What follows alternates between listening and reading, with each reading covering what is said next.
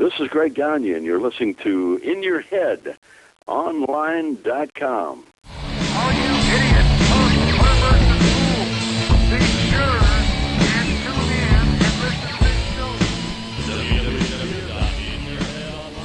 show. All right, we're back. Welcome to In Your Head Wrestling Radio. I am the internet icon, handsome Jackie Jones, along with my right-hand man. 1-inch biceps, the power goat. Bah.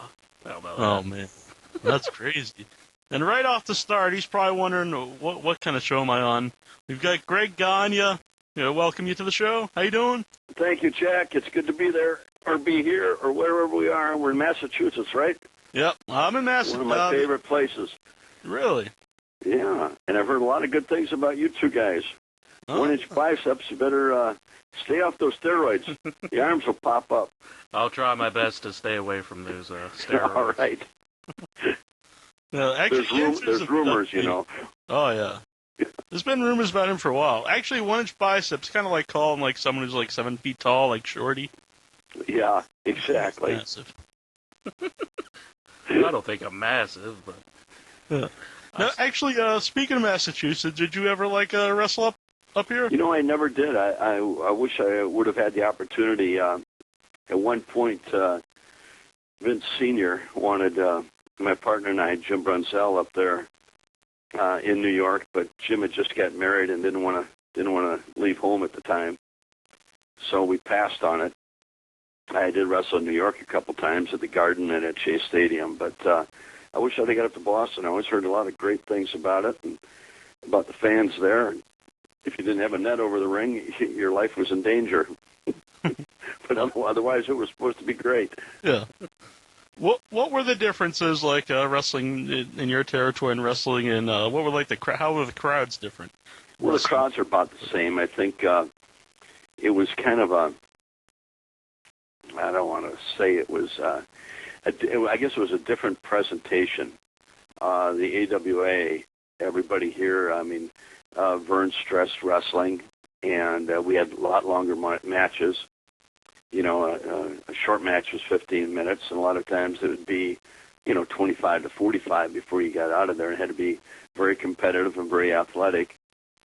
And the fans were, initiated that way on TV, that it was more of a athletic contest, I think, than the presentation that the McMahon family made in New York. So it was... But fans, no matter wherever you were, I mean, they were into it because wrestling, people would turn on their TV sets no matter where it was, whether it was in New York or Denver or Minneapolis or the Carolinas or Florida. And because of the interviews and the personalities at that time, people really got into you. I know here in Minnesota, we were more popular than the Twins or the Vikings or the North Stars at that time. We'd go to banquets. Everybody wanted the wrestlers there, and they knew us because they got that personal, intimate feeling with you when they saw you on TV, because it was a kind of a one-on-one presentation where the other ones were all teams, and they didn't get a chance to see the people that much. Mm-hmm. Speaking of Jim Brunzell, he's going to be with you at Legends Mania, which is taking place in Atlanta, Georgia, March 12th and the 13th. At the Sheraton Gateway Hotel, and we have the link right on the website. It's legendsmania.com. Do you still keep in touch with Brunzell? Oh yeah, Jim's had a rough year here.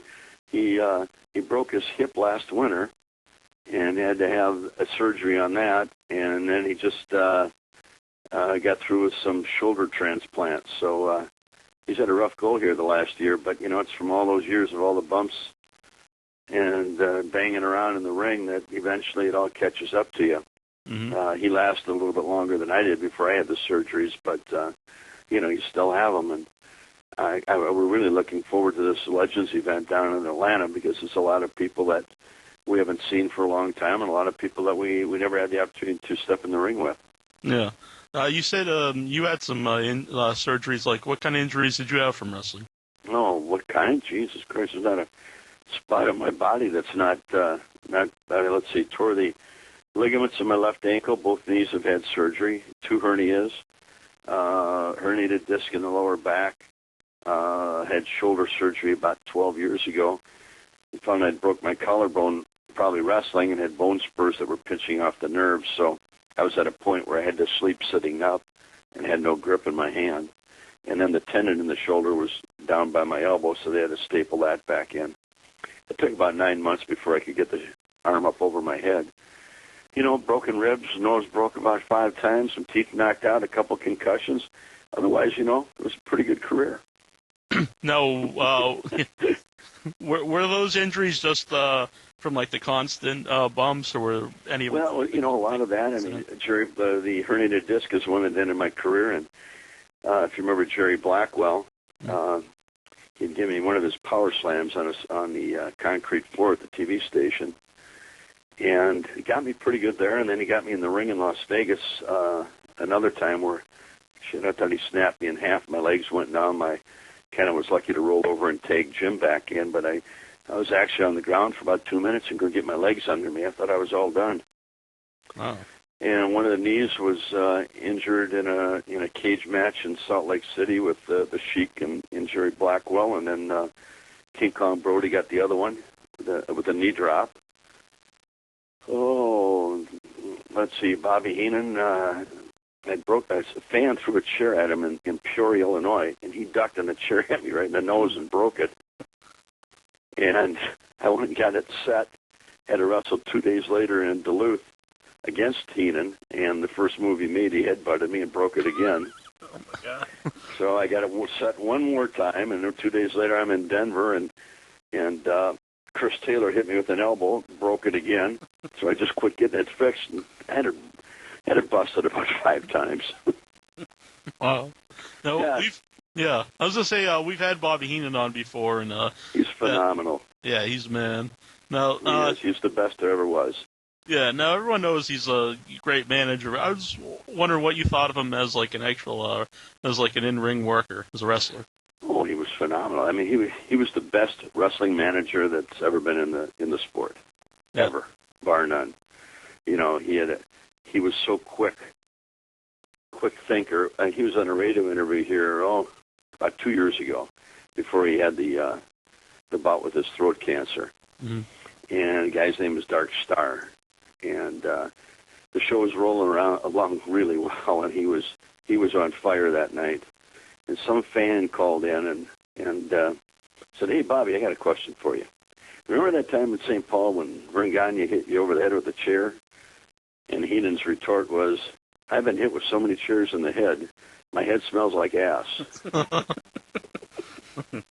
And that got a good response from everybody, and even in the paper the next day. And the Dark Star, who was doing the interview, fell right off the chair. He was laughing so hard. But he was very quick, and he was a master in the ring, and great timing. His psychology was unbelievable. We were wrestling in a match in Denver one night against Ray Stevens and Nick Bockwinkel, and Jim and I were pretty well established in Denver, and it was an unbelievable crowd, sold out, and it was a tense match, and we were getting the instructions, and everybody was, really fired up for the match, including the 4 of us. And we had this gentleman by the name of Van, who used to take the jackets back to the locker room. And some fan threw a beer at Heenan, and it missed, and it hit the wrestling mat. So as we're getting our instructions, and you got to understand it's really tense, and the people, it was so alive, it was unbelievable. Mm-hmm. And this Van rolls in the ring, and he's kind of heavier black fella, rolls in the ring with a rag, and he's on his hands and knees, and he's wiping up the beer. And Heenan walks over to him right in the middle of the instructions and starts singing, "Nobody knows the troubles I was having." Well, it broke all the tension in the ring. I dove out of the ring. I think Ray Stevens went out the other side, and it just he could just really throw you off at times when you're dead serious and really into it. And he just had a knack for doing that. He was phenomenal, and he made a lot of wrestlers, made a lot of people as a manager, and made a lot of people when he was a wrestler. Mm-hmm. You just mentioned Ray Stevens, and I know a lot of people wrestled him in like his era. Say he was like the best in-ring wrestler of his era. Like, how would you rate him? What did you think of him? Yeah, he was one of the greats. I mean, there's so many. Yeah. I don't think you can say today, at any time, that this guy was the greatest of all time. There was a lot of guys that were phenomenal. There were guys that drew money, but the guys that had the timing in the ring, and there was just a handful of those guys, and he was one of them. And he just had phenomenal timing, and he was a pleasure to be in the ring with, really. Mm-hmm. Well, when you do events like Legends Mania, I guess it used to be probably a lot of older fans, but maybe now with have you noticed, like, since the DVD came out and since they show AWA Classics, like a new group of like fans have been introduced to you guys? You know, I don't know. I really haven't done that many. Right. I've stayed away from doing the autograph sessions for a long time, and I really only just the last 3 or 4 years have done some. I did them. I did one in New York or New Jersey with a company that came highly recommended, and so I did it and had a great time. We've got the one coming up in March in Atlanta. We've got another one I do in St. Louis, so 3-dayer in May. And you know, there's some really quality people out there that are doing these, and there's some that aren't. Mm-hmm. But I just never felt like, I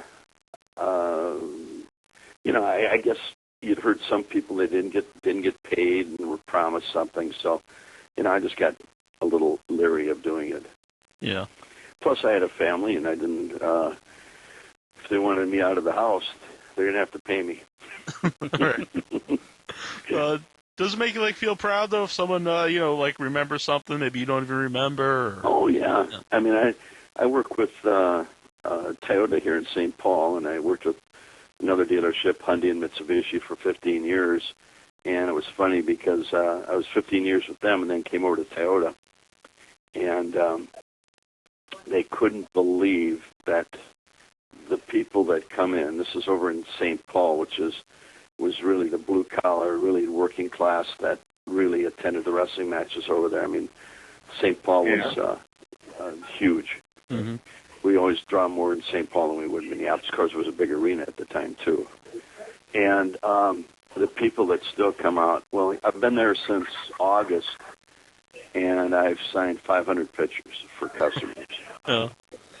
So the general manager said, I just can't believe that people. I said, you got to realize that when we were on TV, we were basically only showing town. Mm-hmm. And wherever you went in the AWA, the ratings were sky high. Here in Minneapolis on Sunday mornings, we had a 24 rating with a 65 share of the audience. So 2/3 of the people with their TV sets on are watching wrestling. And nationally, the only show that had a higher rating was 60 Minutes at the time. Mm-hmm. So it was really, inbred throughout the AWA and all the markets with those ratings. It was no different than, what McMahon does nationally now. And people grew up with that. And they still want to talk about Mad Dog Vachon and Bobby Heenan and Nick Bockwinkel and Vern Gagne and Billy Robinson and Andre the Giant, and they just in the High Fly. I mean, the memories are just it's unbelievable. Mm-hmm. So anyhow, they bought me another 1,000 pictures the other day. Well, that works out good. Yeah. So what the heck? I actually still have my Remco AWA figures, and Oh, is that a baby? yeah, you get mine aren't still in the package because I used to play with them. Well, I don't hey, you put mine on eBay, you can probably get a buck and a half for it. Yeah, I think they go pretty high. No, I don't think so. No, I think some of them do anyway. Did you keep anything from your wrestling career? I've got some pictures down on the walls, and I've got the International Championship belt, which people want to. I usually bring them to appearances and stuff like that. But that's about it. Do you ever see the figures? Do people ever get them signed? Well, we had them, but my kids were young when we had them, and they busted them all up, and they're all over the place, and gave them to friends, and I wasn't as popular with them, I guess. They get angry with Dad and rip him apart. Yeah. Throw Dad off the wall. Well, what were some of the tag teams that you thought like you guys had good matches with when you're the High Flyers? Who the matches we had the best with? Yeah, who were some of the tag teams you liked with? Well, I'll tell you, Ray Stevens and Pat Patterson were probably the most fun to get in the ring with. Mm-hmm. We were again in Denver, which again the people just responded to us. But we had a match with them, and 8 minutes into the match, and all they ever did, they had a top wrist lock on us. We couldn't get out of it. When we would, they'd pull us by the hair or trunks. And in 8 minutes, we had a full-fledged riot. People coming in the ring. Mm-hmm. And again, it goes back to, how well you're established, how the people feel about you, and then the timing. And it was phenomenal. But there was a lot of great teams. One year we had to wrestle Jesse and Adrian. I bet we wrestled them every night for a year. We got sick of getting in the ring with them. But promoters wanted it. It just had some electricity that fans wanted to see that one. Bobby Duncombe and Bobby Heenan were good together. Bockwinkel and Stevens, Bockwinkel and any combination there. Uh-huh. We had some phenomenal matches with Mad Dog Vachon and Baron von Raschke, if you can believe that one. But they were so different than the two of us that it really surprised everybody. But there were so many great teams. Jerry Blackwell and the Sheik. The Sheik wasn't fun to be in the ring with, but Jerry had such great timing and carried the team.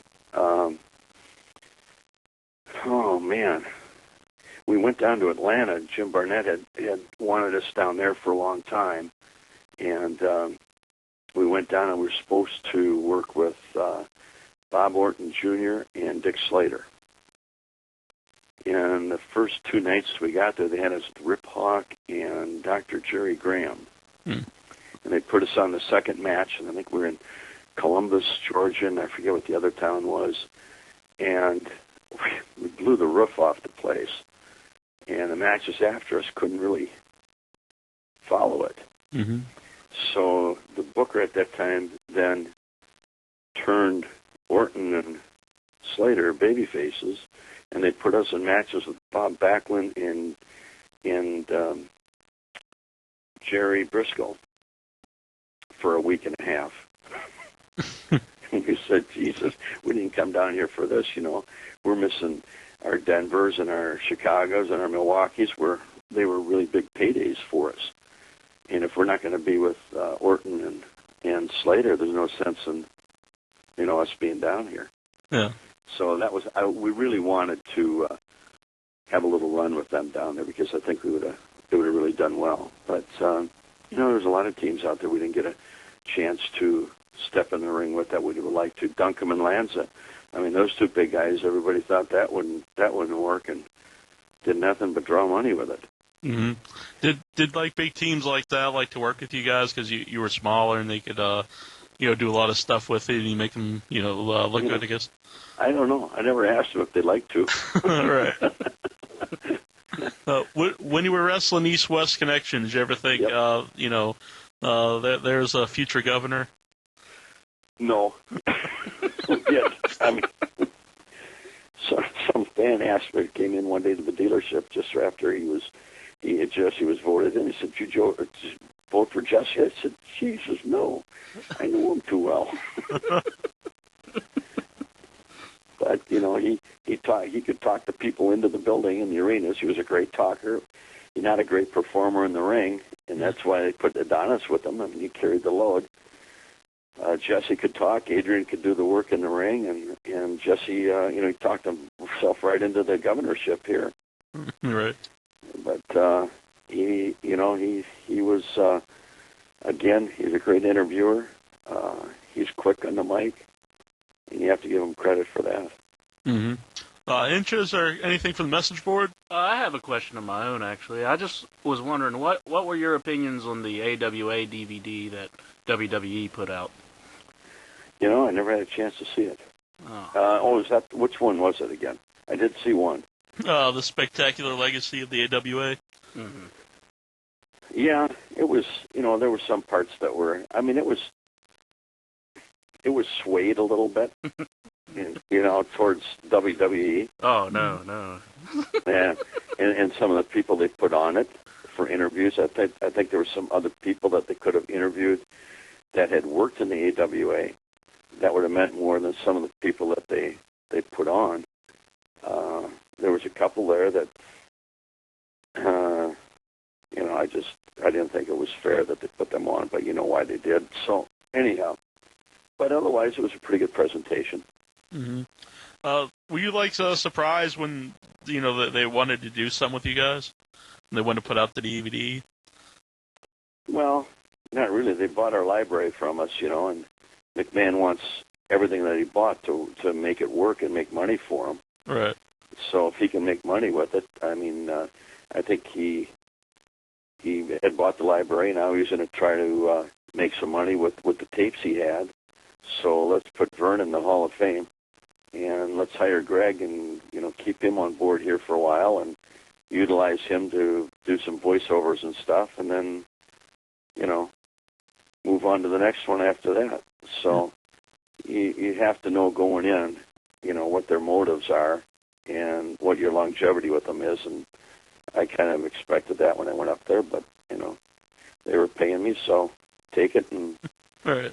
use them a little bit like they're using me. Right. I'll say, was it ever a hard decision to work for WWE? Not really. I mean, I really wanted to. I wanted to get back into that. I really loved the business, and I wanted to get back into it. And there was nowhere to go but there. And I approached Vince at the Hall of Fame, and I said, you know, I think I could help you out. And not knowing what, I knew the level they took it to, but I didn't realize what it was like in their office and the way they produced everything. Mm-hmm. All of a sudden, I go into a room and they got TV writers there, and shit, I'm not a writer, but they want me to start, you know, writing a TV show, mm-hmm. which I can put one down, but I'm not going to write word for word what everybody says. Yeah. You're going to help them develop their own characters and let them, you know, do an interview the way they feel comfortable.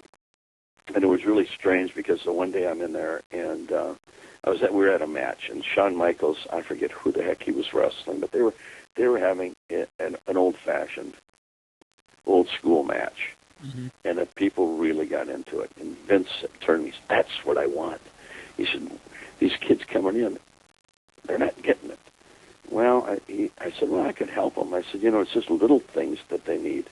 They're not getting the little things, and that's what Vern, when he taught us, was such a stickler at, was all the little things. It was like a football play. You know, you see the guy run. You don't see the little things that make it work. You know, the different blocking techniques and how you're going to pull a guard and take the off tackle out. And it's the same thing in wrestling. It's the little things you do in a match that really make it. And that's what they weren't getting. So I said, yeah, I can do that. So I'm down in Louisville and Atlanta, and I was called back up to the office. They were doing the thing, and they said, one of the writers said, we need a pirate. And I said, a frickin' pirate? What do we need a frickin' pirate for? Well, we need a pirate. We need a, so they pull up the tapes and they see this Paul Burchill. Well, let's bring him in here. Bring him as a pirate. So the poor kid comes up there, and they put him in a pirate outfit, and they get him swinging from a frickin' rope into the ring. And after 2 weeks, can you bleep me? You can say anything you want on here. It's fine. After 2 weeks, one of the writers says, this guy's the shits. I said, well, he's not a frickin' pirate, for God's sakes. He's an athlete. Get rid of him. Now, here's a poor kid who's been down in Louisville for 2 years training, really coming along well, and now all of a sudden some writer's going to say, he's done. He's not a pirate. Fire him. And, you know, and there's nowhere for him to go. But we took him back down to Atlanta, and I told John Laurinaitis that he should let me work with him. So we worked with him and turned him into a pretty good hand, and which we knew he would be. But it was just, they're all into the marketing. Mm-hmm. Take somebody and make a character out of them. That was the difference between now and then. The people that were in the sport when we got into it, those people, their personalities were their real inner self was coming out of them. The Crusher, the Mad Dogs, Baron von Raschke, Bockwinkel, Stevens, Billy Robinson, Vern Gagne. I mean, that was really them. And that's what was so hard for young guys to learn.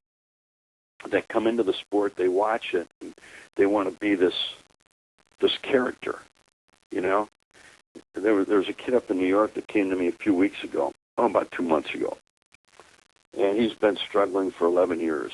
He got trained by Johnny Rods, and it's just been bouncing around. And he came, and we were talking, and he said, I want to be the next Ric Flair. And I said, there isn't another next Ric Flair. You can't imitate Rick. You have to be yourself. And when we got through talking after about 6 hours, I think the light finally went on to him, on for him, that you have to learn to be yourself and who you really are.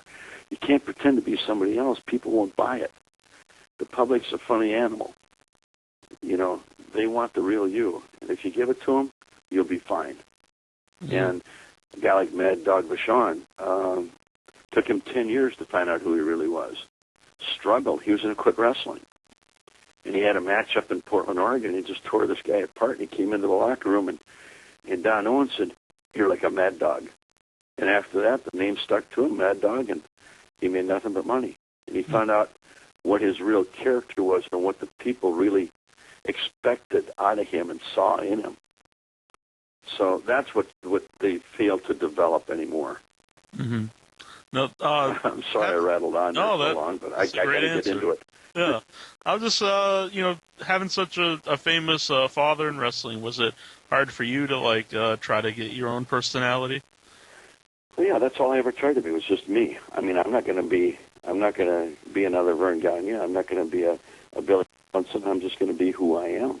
Mm-hmm. And if people, take me for what I am, fine. If they don't, I really didn't care. I wanted to wrestle, and I watched wrestling growing up. I wrestled a lot with my dad. I went through 2 years of training with Billy Robinson and my dad, and before I went in the ring, so I was pretty salty when I came in. I mean, I could defend myself against anybody because I knew there was going to be people taking shots at me because of Vern. And it just developed, I took a little from Red Bastien, a little from Billy Robinson, a little from my dad, and put it in my own personality. Mm-hmm. And, I think it worked. Well, was wrestling something he encouraged you to do, or did he? He didn't want you to be in it? Well, he wanted me to be an amateur wrestler. We did a lot of wrestling, and my junior year in high school, the wrestling team they were a man short, and I was playing basketball, and it wasn't starting. So I thought, well, heck, let me give wrestling a shot. So I went down to the wrestling room, and the coach made me wrestle everybody on the team from the 98-pounder up to the heavyweight. And one right after another, and I pinned every one of them. So I was 165 pounds and trying to get a scholarship to play football. And he had a spot open at 138 pounds where he wanted me to wrestle. And I went home and told my dad, I said, Jesus, I'm skinny now. How the heck am I going to get down to 138 pounds? Mm-hmm. I'll die. Or I'll look like I'm dead. Right. Coming out of a concentration camp. So we passed on that, and I played football in high school and then at Minnesota, and transferred out to Wyoming, where I finished out there as a quarterback, and had a chance with Norm Van Brocklin in Atlanta and signed as a free agent to play with them, but went the wrestling route. I just came to my dad one day and said, you know what? is he had me training with Billy when I got out of school in November to train for this football camp in June in Atlanta. And he said, well, this guy will really get you in shape. And we'd do all these calisthenics and then we'd wrestle on the mat, and he'd do submission holds, and then he'd put me back on the mat and leave himself open for me to get the hold. And when I'd go to get it, he'd put something else on me. So it was very frustrating. But I learned a lot, and I really said to him one day, I said, you know what, I really like it. I think I can do it. So he was surprised, happy, I think, but, it went from there. Yeah.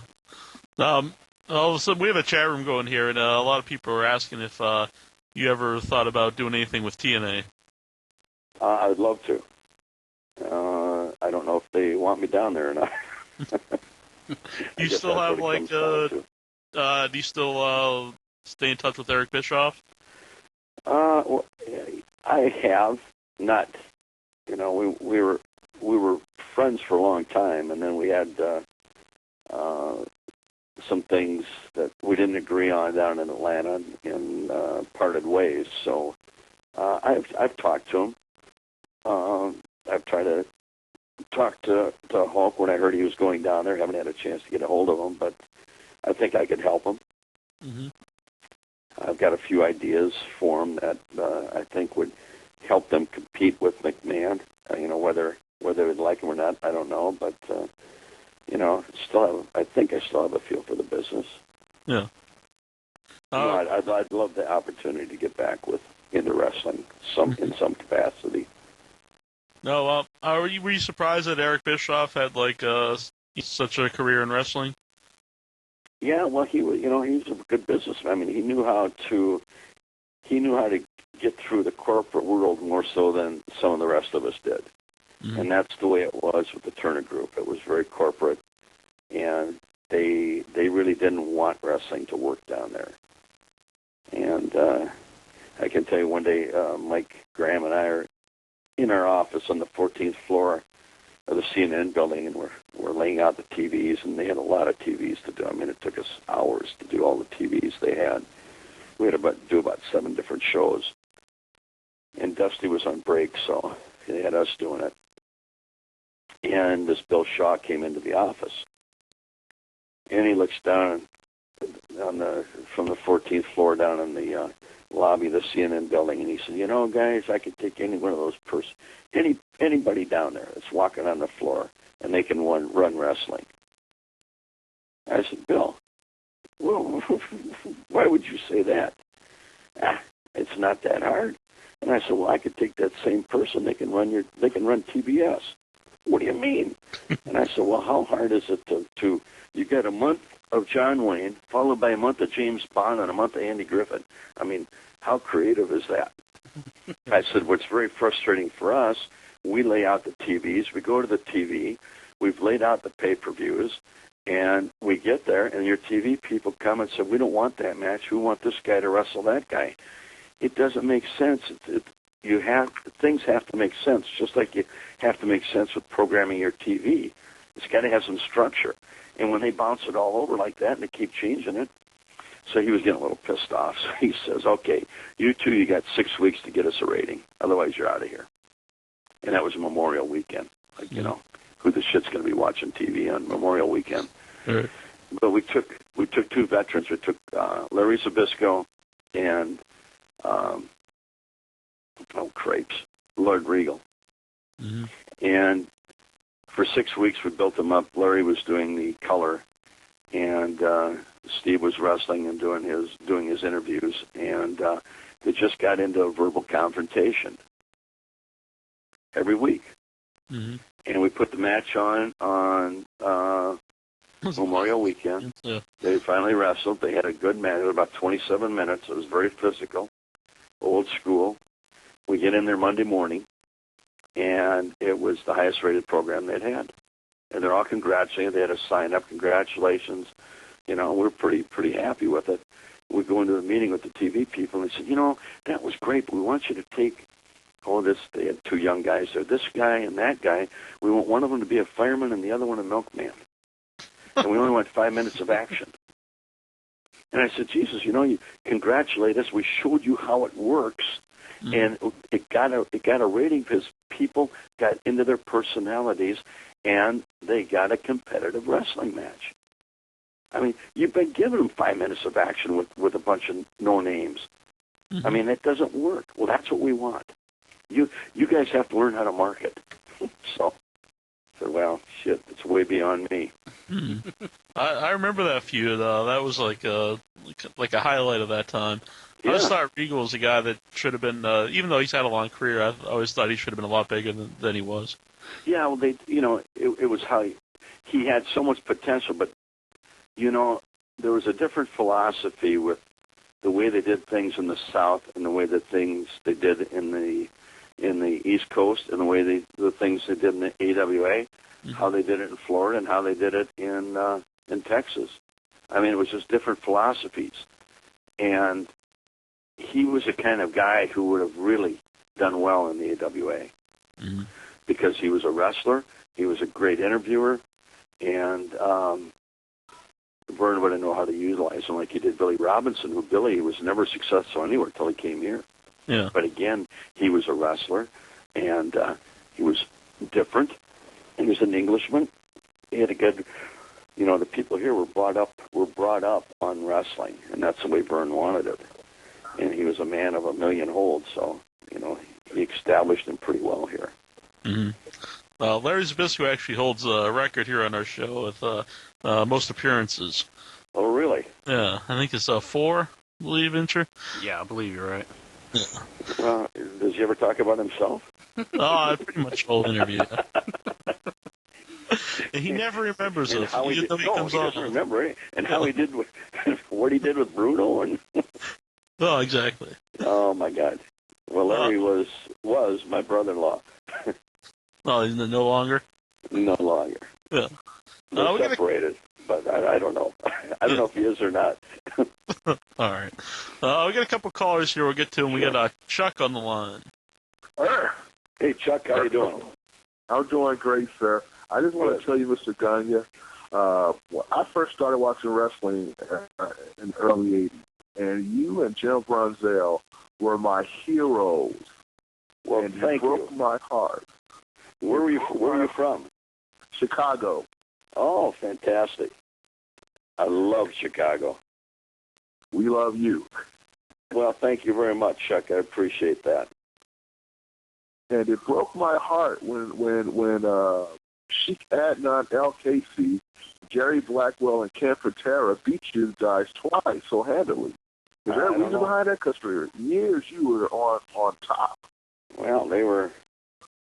Patera was strong and Blackwell was heavy, and the Sheik was no good. So I don't know how it happened either. I hope you come back on this show again because there's a lot of things I want to ask you about, man. And it's more online and seeing that you was the guest tonight. I had to hurry up and call. But I'm not going to hold the line if I know somebody else want to talk to you. But I just want to thank you for the years and that you've given me the good times watching you and jumping Jim and your dad and even your sister. It was awesome, man. I appreciate that. Geez, Chuck. Well, thank you very much. It's very nice of you to say that, and I'll pass it on to Jim. It's nice to have great fans like you, and thanks again. Thanks for calling in, Chuck. And everybody out there, you can actually see Jim and Greg together at the Legends Mania, and that's going to be March 12th and the 13th at the Sheraton Gateway Hotel, and that's going to be in Atlanta, Georgia. And we don't have the link right on the website, or you can go there right now. It's legendsmania.com. Are you guys going to be down there? Well, we will not be there. What? I thought you'd come down and do a live show from down there. Come on. That would be awesome. Yeah. We've done some live shows from other events. Yeah. Actually, when you brought up just a little while ago, Rip Hawk, we met him I think it was last year or the year before at a convention. He was a great guy. Yeah. Who actually on that DVD you mentioned that you would learn a lot from riding with the different veterans in the car. Who were some of the guys that you learned a lot from? Red Bastien, Ray Stevens, those were Nick Bockwinkel. Mm-hmm. Those are probably the guys, Pat Patterson, that, and of course Vern, but I didn't ride in the, Right. rode in the car with him, but he was usually sleeping while I was driving. But no, we would talk, but learning from the heel side of it, learning timing, when to do something, when not to. Probably more so from those guys than anybody. Mm-hmm. And then, some of it came naturally too, which I was fortunate enough to, grow up in the business. So it came probably a little easier for me than my partner at times. But Jim was phenomenal. He was just it really gelled with the two of us. Mm-hmm. Like just from what you knew of Patterson, do you think he's like has been a lot success for WWE? A lot of people say Oh yeah. Especially when Vince first got started, when he made his big move.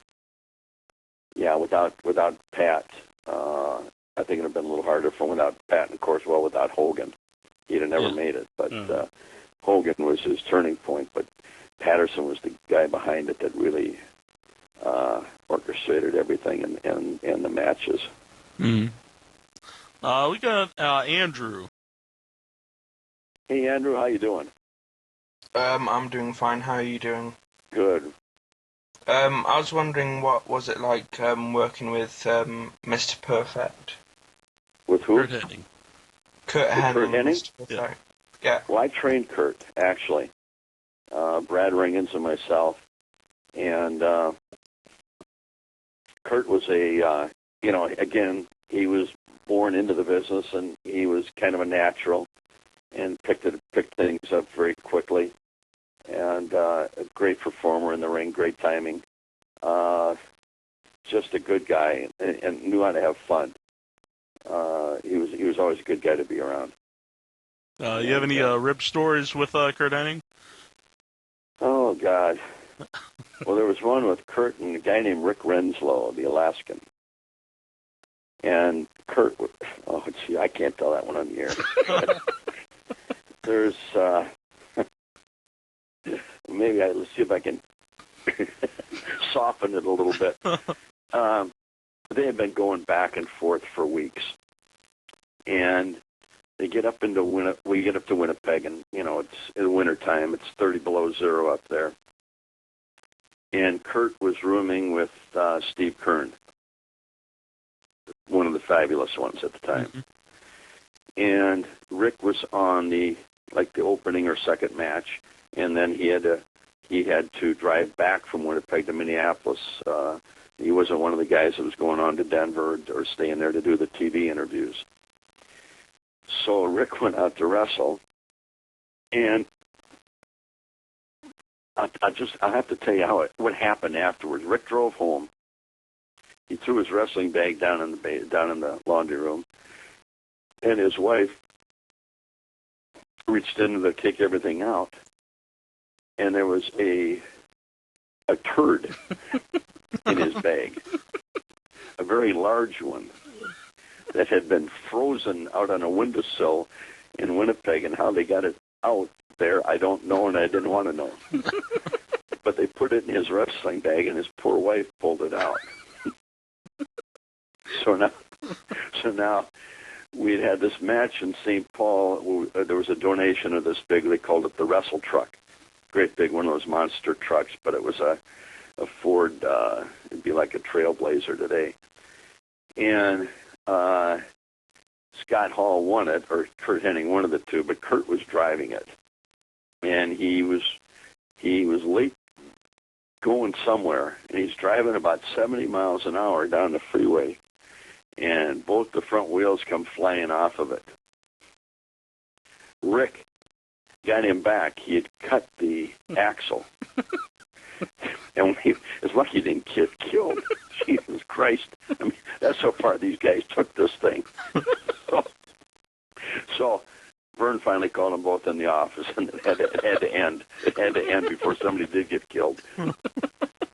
So, and Ray Stevens and Wahoo McDaniels, traveling with them was just, it was unbelievable. I mean, it was an adventure constantly. And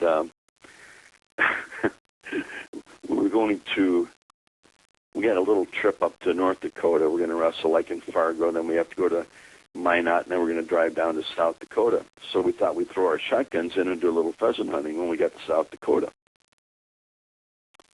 So Ray had been kind of down in the dumps for a few days, and we hadn't seen him, and Wahoo was living with him at the time. So Wahoo's got this big Suburban, and he's got the 4 big cup holders in the middle up in the front, so they can have their vodka and grapefruit juice.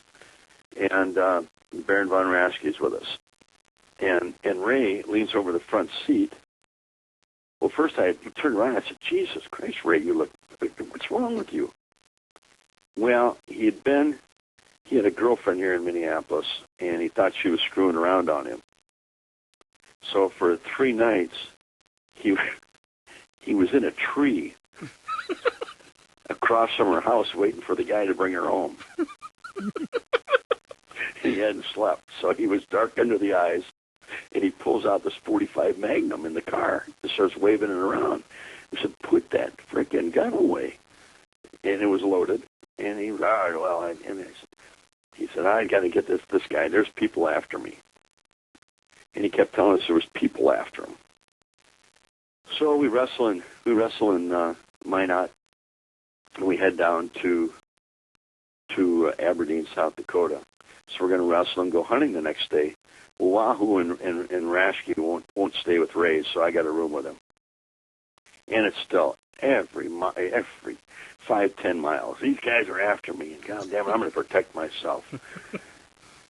And we're going, Jesus Christ, this guy's losing his mind. So I have the room with him. We wrestle, we go back to the room, and we get in bed. Ray pulls out the .45 Magnum and puts it under his pillowcase, under his pillow. I said, Ray, what are you doing? He said, well, these guys are after me. I said, who is after you? You keep saying people are after you. I can't. There's people after me. So the gun's under his pillow, and we can finally go to sleep. And I wake up about 3:30, 4 o'clock, and I had to go in the bathroom. And I'm in there, and I'm thinking, God damn it. What if Ray wakes up and thinks it's somebody breaking in here? So what do? Do I flush the toilet? Do I turn on the lights? And I listen, and I hear him snoring out there. And so I do my thing, and I come sneaking out, and I'm just tiptoeing out of there. I don't want to make a sound. And I come around the corner, and it's pitch black in the room. And Ray had rolled out on the floor. And as I walk by him, he goes, bang! He grabs my ankle. And I went right through the frickin' ceiling. My heart came out of my chest. It just pounded, and he is laughing so hard. He had set me up for that thing, that whole trip. I tell him, these guys are after him again. I couldn't get back to sleep. I mean, the adrenaline was going through me like, unbelievable. I was just all warm, and my God, I want to kill him. And he just sat there laughing the whole time. So now the next day we go out hunting, and we've got about 30 people we're hunting with. They all want to go hunting with the wrestlers. So we go out there, and they put Ray and I at the end of the fields to block. I don't know if you guys have ever pheasant hunted, but in South Dakota there's like thousands of birds in these fields. So they put blockers so when they see you, they're going to get up because they come running through the field. So, of course, they get all together, and these guys are all, talking wrestling, and, oh, God, it's great to be with you guys, and blah, blah, blah, blah. And Ray and I go down to the end, and they said, now, remember, there's no shooting pheasants on the ground. And I said, no, I've hunted enough. I know that. Don't worry. So we see the guys start driving down the field. They're all walking. And all of a sudden I turn, I said to Ray, God almighty, look at the pheasants. And I look up, and he's pointing the gun right down at the pheasants coming over, and these guys are coming over a rise, and I hear the people start yelling, don't shoot, don't shoot. And bam, he shoots. and Wahoo's feet come right up in the air, and he hits the ground, and they start screaming, "He shot him! He shot him!" And they get over there, and they get Wahoo. He gets up, and he's got one BB stuck in his head, and the blood's running down. "God damn it, Stevens, I'm going to kill you." Well, people are scattering everywhere. And of course, they won't hunt with Ray anymore, so the rest of the day I have to spend with him out in the field, and I'm just nervous as heck with him. I mean, so those are some of the things that would happen on the road, in the way they'd set you up for certain things. But oh my God, there are so many stories of those guys. It was a great experience and a lot of fun. Yeah. We got a couple more callers. Let's get to them quick. We got El Santo. Yeah, yes, Mr. Gagne. Yes, El Santo, how are you? Yes, pretty good, man. There's a great stories you got there, man. Loving it. Oh, man, there's a million of them. I want to ask this question. I mean, the other thing I can come up right now, because I know there's so many wrestling questions to say. This one thing, how was y'all involved with the movie The Highlander? I remember I was so surprised when I seen y'all in the beginning of the movie. Surprised. We were stars, man. Hollywood wanted us. I mean, yeah. There was somebody that came to y'all to pitch in? To us. They came. They knew we were wrestling in the Meadowlands, and they came to Vernon. They wanted something in the ring that there was going to be a lot of action, that they could shoot, because they had this new camera that they wanted to experiment with, and it's the one you see at the football games now. It was on a cable. And it came across the Meadowlands from one end of the building to the other, and it was a spinning camera with a bunch of lenses on it. They use it in football a lot now, and they wanted to try that out, but they wanted a match that was going to have a lot of action. It was the Freebirds against Jim, myself, and the Tonga Kid, and we gave them a lot of action. So that's what they wanted, and that's what we gave them. And then after that, it was the James Bonds movies and everything else they wanted us for, but we liked wrestling. We turned it all down. We didn't want Hollywood.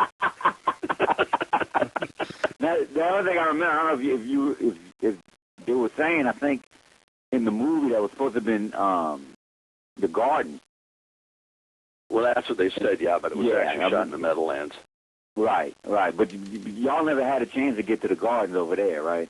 Oh, I wrestled in the Garden a couple times, yeah. You did? Okay. Yeah, okay. Wrestled at Shea Stadium. Oh, wow. Not a whole lot. We were doing so well in the AWA, it was hard to, leave there and go elsewhere because right. We were making too much money. That's what it came down to, like everything does. Right. But we always wanted to get out, though, and get to some different areas. We just never really, we had the opportunity one time to go to New York, but Jim had just got married. Like I said, he didn't want to leave. And then Atlanta, and of course, eventually we went down to St. Louis.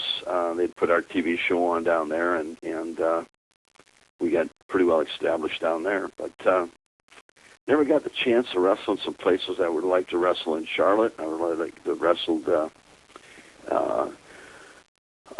for Don Owens out in Oregon. Mm-hmm. Right, because I used to watch y'all syndicated, I believe, because I'm in New Orleans. And that's why I was able to, was impressed with AWA. Yeah. Well, good. Well, I'm glad you're a fan. Thank you. Yeah, thank you. And all right, well, great. Thank you for the call. Yes, thank you. Santo. All right, gotcha. This is unusual. We got President Clinton on the line. Oh, really? Yeah. Well, hi, Greg. How are you? Good. You have your secretary with you by any chance? You know what? After the heart thing, take a look under your desk. Maybe she's there. Well, I usually notice when they're there. Yeah, okay. So you're not noticing anything tonight, huh? Well, as you get older, you don't notice those things as much. Well, sometimes I fall into it. I get in trouble. I don't know. Well, how are you, President? It's nice of you to call. I'm doing excellent. I just wanted to get your thoughts on Nick Bockwinkel, and if you thought anyone in the business today is similar to him. Anybody today? Boy, I'm trying to think here quick. And I'm not very quick anymore. I know the feeling. Yeah. I really can't. It was such a different era then than it is now. I guess I think of one off the top of my head that is probably a little bit more charismatic though than Nick was, is The Miz. But he has that kind of potential. I worked out with him a lot when I was in Atlanta and in Louisville, and I could tell he has a real feel. He's got a knack. He's got that arrogance that Nick had, and mechanically, he's pretty darn good in the ring, and he'll just get better from now on because he's past that plateau that you kind of plateau out at a while, but he's beyond that. I would say that he's probably got the most potential to be like that. Big fan of The Miz. I think he's one of the best heels in wrestling right now. Yeah, he's going to be fantastic. Yeah, and I remember when he came in, I couldn't stand him, but well, nobody could. None of the wrestlers could, and nobody down there. They really gave him a hard time, but I know I took him under my wing a little bit because I said, God, this kid's got so much potential, so many possibilities with him. He's going to really be good. Mm-hmm. And they saw it in him too. I mean, Vince has some great people out there that find people for him. John Laurinaitis is excellent at finding talent. Danny Davis and Al Snow were great at developing talent for him. I don't know, who they've got doing that now for him, but I know I sent him a young kid, Kevin Kiley, who 6'3", 245 pounds, played football at Boston College, and if he's handled right, and hopefully they will, he'll be a superstar for him. When you said you sent him this guy, you currently have a wrestling school, right? Well, I tell you what, I had to close it down because of an incident that my father had right about when we got the website up. Mm-hmm. So I've got 15 kids that want to get started, but the weather up here, I think we'll probably wait till the spring. What I'd like to do is have a connection with somebody. I'd like to do it for TNA, develop talent for them, and I think we could do that up here, and if we use their TV show to promote it, we could probably get a lot of kids up here, and I've got some good trainers that could help out. I know the website's Gagne Wrestling Academy.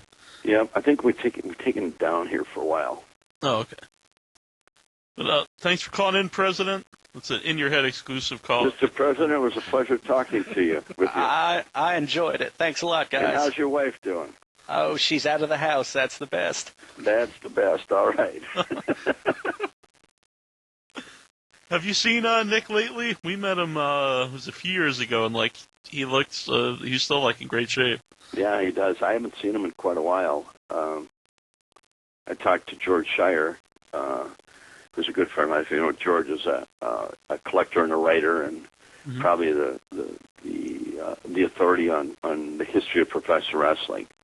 Mm-hmm. And he talked to Nick, and Nick's getting, from what I understand, and when I talked to him, a little forgetful, like my father. But he was a great guy. He was great in the ring. Mm-hmm. Yeah, I didn't know. That's too bad. We had him on, I think it was 2006. Yeah. Mm-hmm. All right. Thanks for calling in, Prez. Any other questions from the message board, Incher? Well, actually, I had a question. I was just wondering some of your earliest memories of Ric Flair. Well, Rick and I, we go way back. We knew each other in high school, and Rick always wanted to be a professional wrestler. And we went to the University of Minnesota, both with Brunzell. He came as a running back, wide receiver. I came as a quarterback, defensive back. Flair came as was supposed to be an offensive guard, and they predicted him to be an All-American. Unfortunately, he was a non-predictor, which meant he didn't have the grades. Mm-hmm. So he couldn't play, but he played everywhere else. And I mean, he played hard. One day, Coach Murray Warmath called me up. He says, "Hey, Gagne, where's Flair?" And I said, geez, I don't know. I'm not taking care of them. Well, goddamn it, I got a bill here for $1,200. Some girl he's talking to up in Michigan. Well, he'd gone up to Michigan to see this gal. And, no, he was a pretty spectacular guy. He was high-flying then, I'll tell you that. So I'll tell you one quick story about him, and I don't think he'd mind me telling this one. He was in a fraternity at Minnesota, and it was a winter where we had a lot of snow, and they had sorority night. They had invited one sorority over for a little party at the fraternity. So now, here's the scene. The girls are walking up the sidewalk. It's been shoveled. The snow is probably maybe 2 feet deep. As they come up the sidewalk, there's a woo out the second-story window, and there's a little light above the window, and there's Flair standing up there naked. And then he came flying out the window into the snowbank.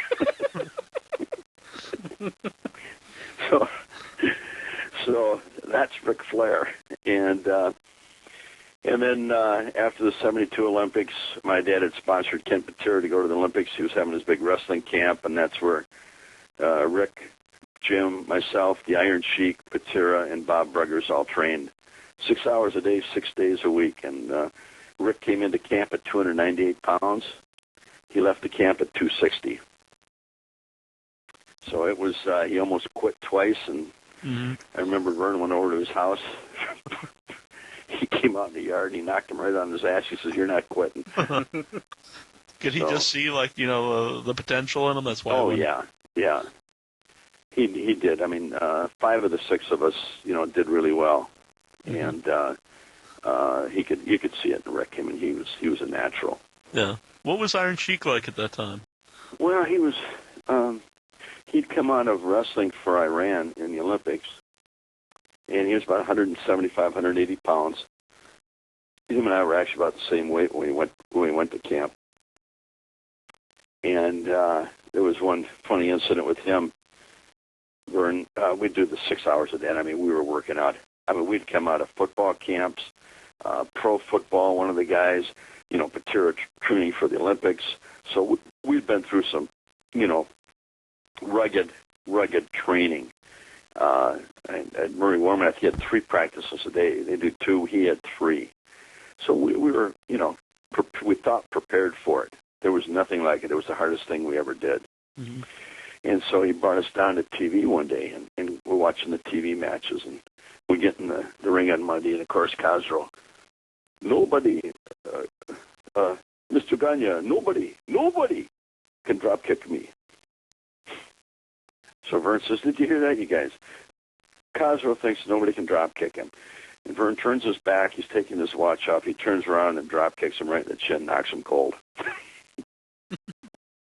So he learned a lesson there, but not enough. I mean, he wasn't very bright. Then he got into it with Billy Robinson, and Billy dropped a knee into his thigh. Khosrow couldn't walk for about 2 weeks.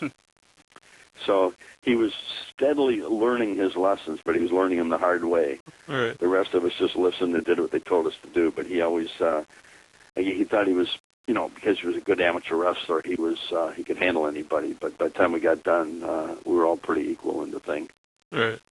I know there's always a story that that your dad was going to pay him a lot of money to break Hogan's leg. Do you know if there's any truth to that? No truth to that at all. Yeah. That is a bunch of bullshit. Jesus Christ. The Iron Sheik went off the deep end after a while. We've had it. When he came here, I mean, he was into his religion. He didn't drink. He didn't do anything, and before you know it, he's drinking, he's on the steroids, and whatever else he's on. Mm-hmm. And nobody ever offered him any money to break Hogan's leg. All right. Yeah, that's another record here on the show. Iron Sheik was our shortest interview ever. One question, and it was all done. That was it, huh? Yeah. We want to thank you for coming on tonight. We'd love to have you back sometime. Me? Yeah. Oh, I thought you were still talking about Khosrow. I thought maybe he was there. Sure, I'd love to. I'm sorry we went so long tonight. No, that's perfect. It was great. let everybody know again. We'll have all the information right on the website. But Legends Mania, it's going to be in Atlanta, Georgia, March 12th and the 13th, and that's at the Sheraton Gateway Hotel. And you go to get your tickets at legendsmania.com. And if you can't spell that, well, you probably have some problems, but you can just click the link right on the website. Well, guys, thanks for having me on. I hope I didn't put anybody to sleep there. You know, we're famous for the Gagne sleeper, but hopefully everybody stayed awake and we filled them with a few good stories. It was excellent. Good. Well, thank you very much. You guys have a good one, all right? All right, gentlemen, this is Nick Bockwinkel. And if you want to speak to someone who's as magnificently as intelligent as I am, In Your Head Online. Can't be any better than that. If they can get into your head, then you're online.